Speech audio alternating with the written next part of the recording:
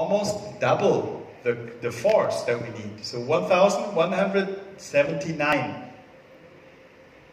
But it's the same ceramic, but different cementation. If you have Emax, because Emax is much, much stronger, we can, even if we just use a conventional cementation, you can see we're already over 2,000 newtons fracture load. And if we are bonding Emax, we can further increase to 2,711 newtons. Okay? I think it's quite fascinating. Especially when we are working with weaker glass ceramics, like feldspathic or like Empress. It's very important that we are not cementing them conventionally. So we have to bond them in order to make them strong. Okay? Good. So, I would like to go through a couple of factors when we do the cementation, which are important for the longevity of the restoration. So first of all, we're looking at the strength of the restorative material. We're looking at the strength of the ceramic. This we have already done. Then we need to look at the type of preparation. Do we have a retentive preparation or a non-retentive preparation? Then we'll need to look at can we isolate the tooth so that we can do the bonding procedure. But sometimes it's not necessary, it's not possible to isolate the tooth, so that we maybe need to do a conventional cementation. Then what about the aesthetics? What about the translucency of the restoration? And finally, I would like to explain a little bit about the curing mode of the resin cements. You know, there is light curing and self-curing and dual curing. Alright, so when we look at the restorative material, we have already looked at this today. Remember this slide? Yeah, we have some very, very weak materials on the left side and some very strong materials like zirconia on the right side, and they require different cementation options. Yeah? So we have to be aware of this. So the weak materials, they have to be bonded. So only adhesive cementation possible. Then you have some very, very strong material like zirconia. And I would like to include Emax here. So these materials, which are very strong, you can do any kind of cementation that you like. That means you can do adhesive, self-adhesive, and conventional. But there is an asterisk. And that means the very new zirconia material, which is more translucent, but also weaker, you cannot do conventional cementation. Yeah? You have to be careful because we don't know exactly, we don't have enough clinical data for this new group of materials. But definitely Emax, you can cement however you like. You can even do conventional cementation with Emax. Alright, so what about this retentive or non-retentive? Retentive, yeah, that means if you don't have a lot of adhesion, you need to compensate with a retentive preparation. So let's say, remember, there's a big difference between the adhesion of these different materials, and this is why for these materials where you don't have so much adhesion, we need to compensate with the tooth preparation. In other words, if you want to do a conventional cementation or self-adhesive, you need to provide a retentive tooth preparation. Okay? If it's okay for you to do adhesive cementation, it doesn't matter, yeah? Your prep doesn't need to be retentive. Okay, what does it mean, retentive? Retentive means, if you want to do a crown preparation, you need to have at least 4 millimeter of length of your clinical stump. Your stump must be at least 4 millimeters, at least minimum. And you need to have a convergence angle of between 4 and 8 degrees, right?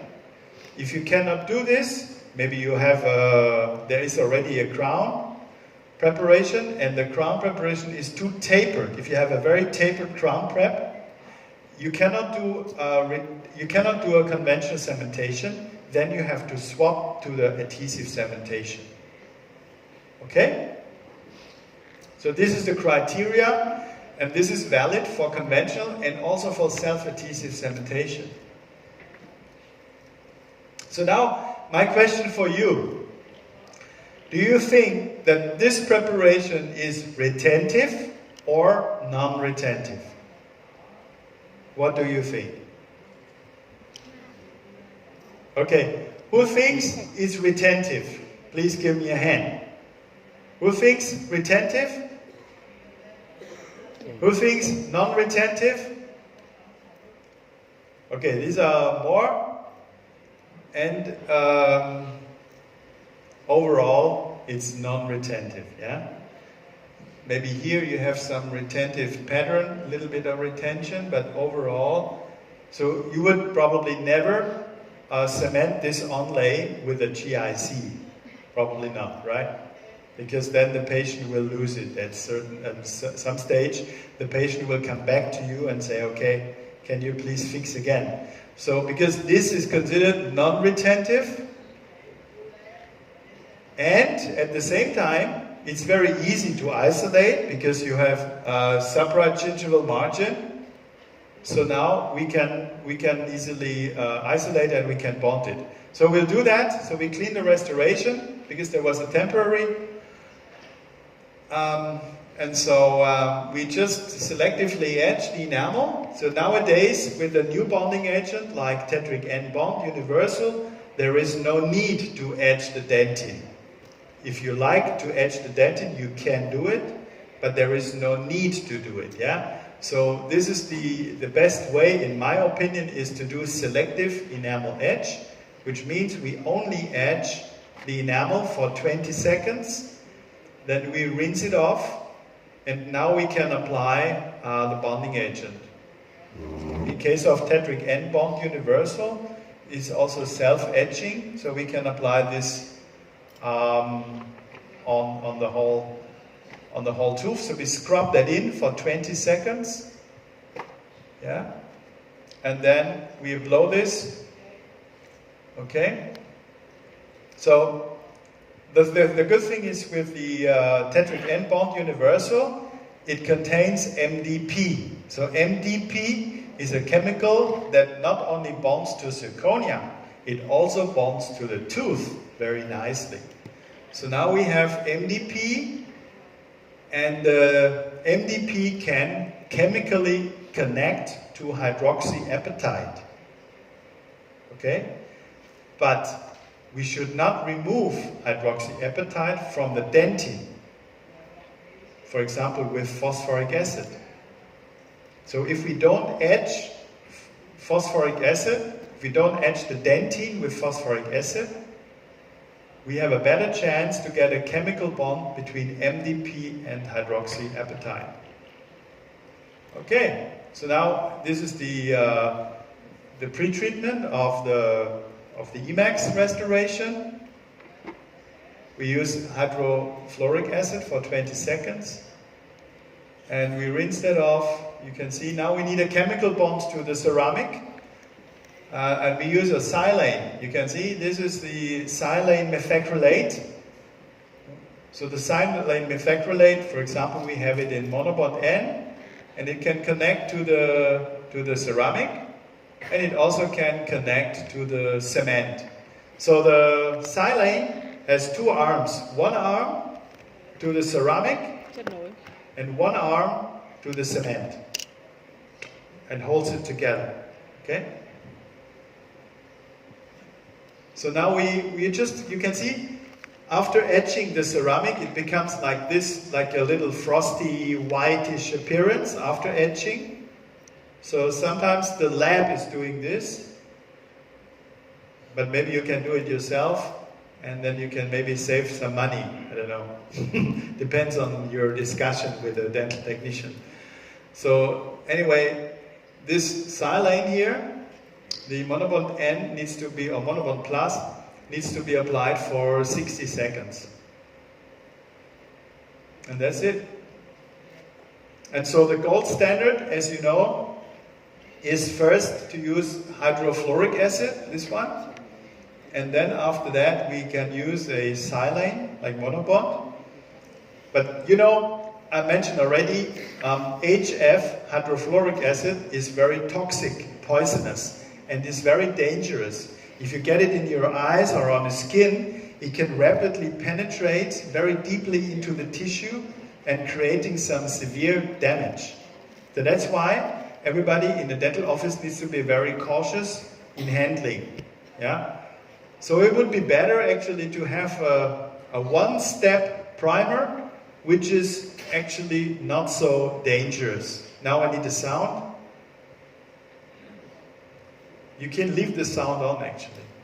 So we can actually marry hydrofluoric acid and the silane. Like that, shake it. And then we have something in one bottle without hydrofluoric acid, which is a single component self-etching ceramic primer. And this is called monobond etch and prime. Okay, so this is actually etching, cleaning and silanizing in one step. Yeah? But it does not contain hydrofluoric acid. Okay, so this is a very good idea. You just need to scrub it into the restoration. We scrub that in for 20 seconds and then we are cleaning everything. So it's cleaning the whole thing. And now, of course, first of all, when we scrub it, we will get rid of all the contaminants on the surface. And we have a silane and we have a polyfluoride for etching. So the bluish particles is symbolizing the etchant, a polyfluoride, which is creating a rough surface on the ceramic. So it makes the surface rough. Now we can, after a waiting time of another 40 seconds, we can rinse it off and we dry this. You can see that's the water to rinse off the polyfluoride. And we can then dry it. And what you see now is the silane. So the silane is now creating the chemical bond to that surface. Yeah? So that's a clean, etched and silanized surface. You can see this is the connection, chemical bond of the silane methacrylate with the ceramic surface. And this is how it works. And so, of course, this one is the gold standard. We know this works very well. This is a new product, so I want to know, is this as good as this? Then it's okay. If this is not so good, I will keep this. Okay.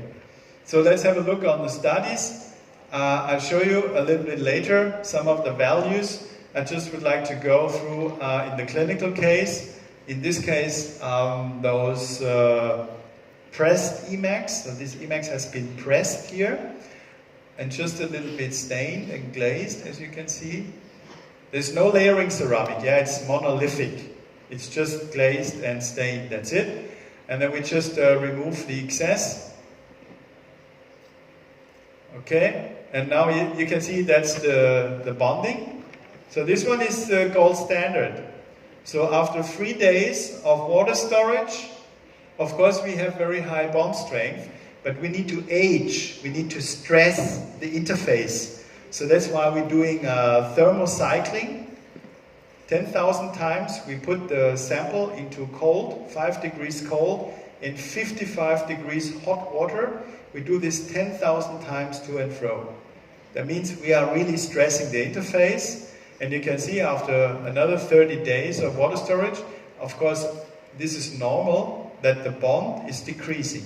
It's quite normal for all products. But you can see here now with monobond plus and HF, which is very good. So we have about 17 megapascals. And with a new product, we have actually even more than 20. You can see here, more than 20 megapascals. So we have very good bonding values with the new monobond edge and prime. Okay, now we can clean up the interproximal area.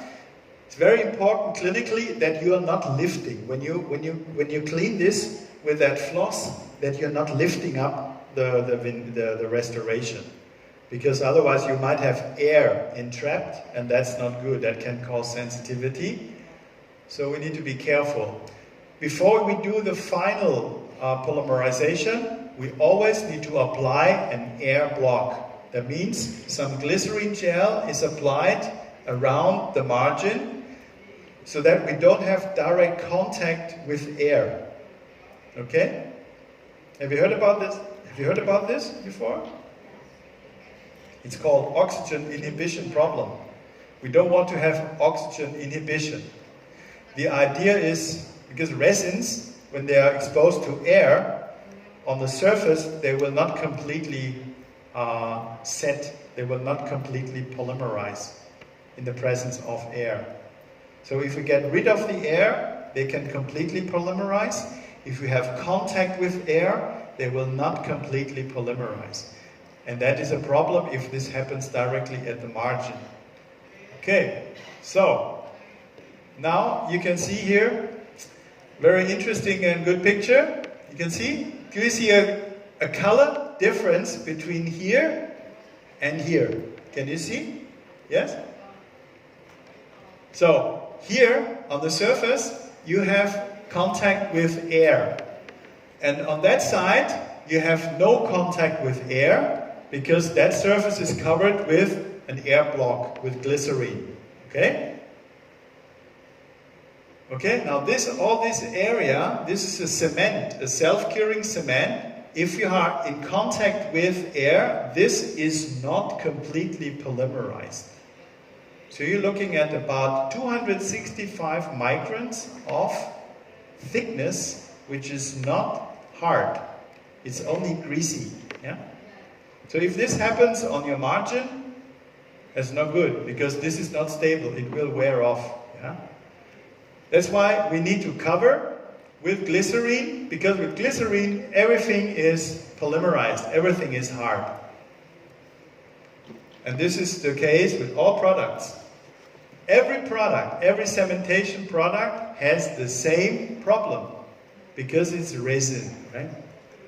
So now what we do is, okay, this is what we want to have. If you apply an air block on your margin, you can see this one is your restoration, this one is the tooth, and this one is your cement line, this one, yeah? So you have a continuous connection between the tooth and the restoration if you apply an air block on the surface before curing. If you do not do this, you have something like this, because here the cement line is not completely cured, so it will wear off from here. You have a catch, and that's very bad, because you have a rough surface. So you might have more plaque accumulation, more discoloration, and maybe also more caries, maybe. So I would like to avoid this, and I rather want to achieve this result here. And it's very easy to do. So what you do is, you do the cleanup, and before you do the light curing, you need to apply an air block around your margin. So the air block is very simple, it's a glycerine gel, okay? So this one is just an air block. It's a glycerine gel that we can apply on the margin. So you can easily apply and also rinse it off again because it's water soluble. Okay, we apply this at the margin before the final light curing. So we do the final light curing, and then this just a little bit of polishing afterwards. Everything is done. So it's a little thing that can have a large influence on the final aesthetics and on the final quality of the restoration. Okay, now this, you can see this is the final result. It's all monolithic, no problem. Now we come back to the tabletops. Maybe you have seen this before. So do you think this is retentive or non-retentive? No? No. No retentive, yeah? If you try to cement this with a GIC, patient will come back after a few weeks. So, non-retentive, but it's also okay to isolate, it's no problem. And you can see we do this step by step. Again, this is the pressed version of Emacs. You can see a little bit of stain and glaze. Yeah, the dental technician used a little bit of white stain here, but it's fine. Yeah, it looks good. So this before and after.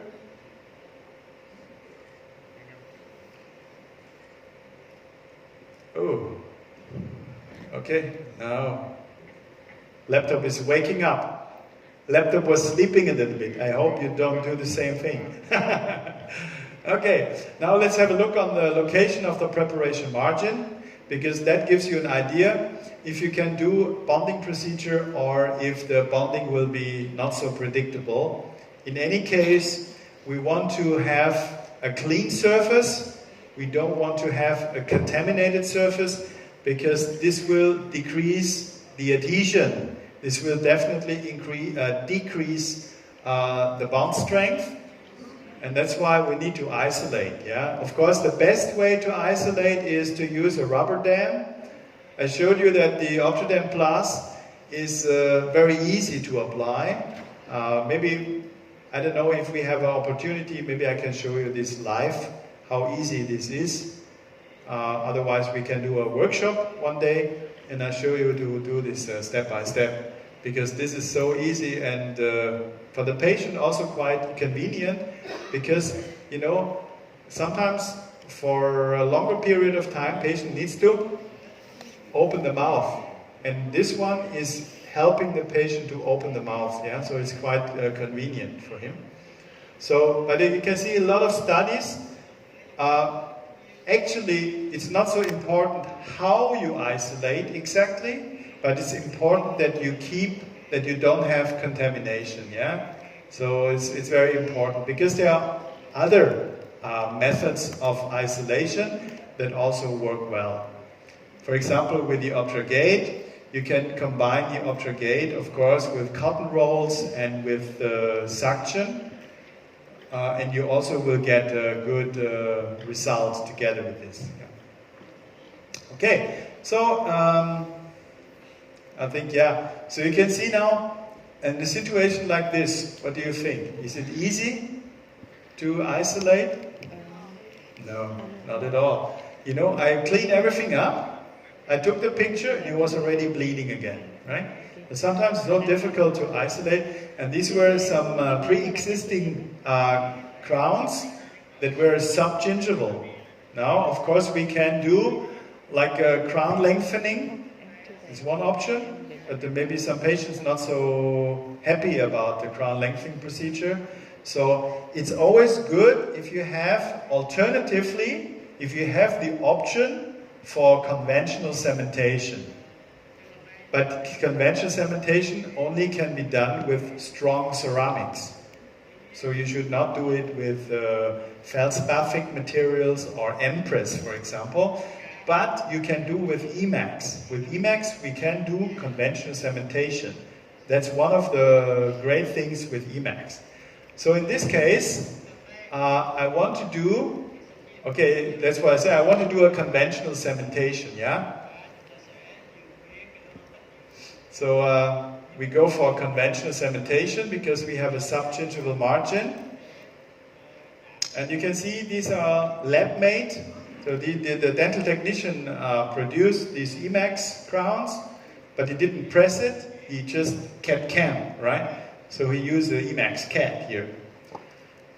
Okay, now we just use a GIC. Ivoclar also has a GIC, it's called VivaClar SEM.